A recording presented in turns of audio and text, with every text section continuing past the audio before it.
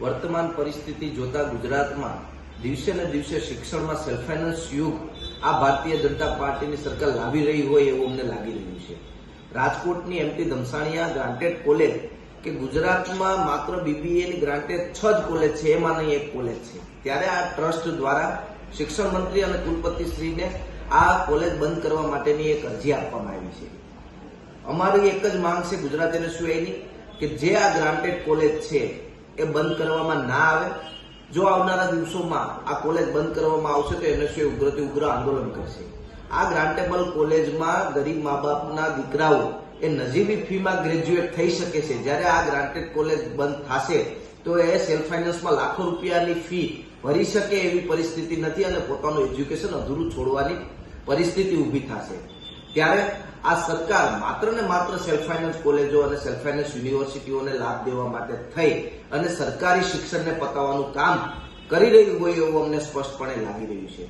જીકાસના નામે સરકારી યુનિવર્સિટીઓ અને કોલેજોમાં અત્યારે એડમિશન અધૂરા રહ્યા છે, જ્યારે જીકાસમાં આ સેલ્ફ ફાઇનાન્સ યુનિવર્સિટી અને કોલેજોને બાદ રાખી અને પ્રાઇવેટ કોલેજો યુનિવર્સિટીઓ અત્યારે વિદ્યાર્થીઓ ડરના મારે જે સીટો હતી એ ફૂલ થઈ ગઈ છે. તો કોમન એક્ટનો એક જ નિયમ હતો, કોમન એટલે કે બધા માટે એક સમાન. તો આ કોમન એક્ટમાં પ્રાઇવેટ યુનિવર્સિટી અને પ્રાઇવેટ કોલેજોનો સમાવેશ કેમ નથી કરવામાં આવ્યો એવું અમને એક સ્પષ્ટપણે લાગી રહ્યું છે કે માત્ર ને માત્ર આ જીકાસ અને કોમન એક્ટ પણ પ્રાઇવેટ યુનિવર્સિટી અને પ્રાઇવેટ કોલેજોને ફાયદા કરવા માટે લાવ્યો હોય એવું અમને લાગી રહ્યું છે. તો આ જે ગ્રાન્ટેડ કોલેજ છે, બીજી એક સદગુરુમાં જે મહિલા કોલેજ છે તેમાં હોમ સાયન્સનો એક ગ્રાન્ટેડ કોર્સ ચાલે છે, એ પણ બંધ કરવાની વાત છે. તો એ પણ બંધ કરવામાં ના આવે.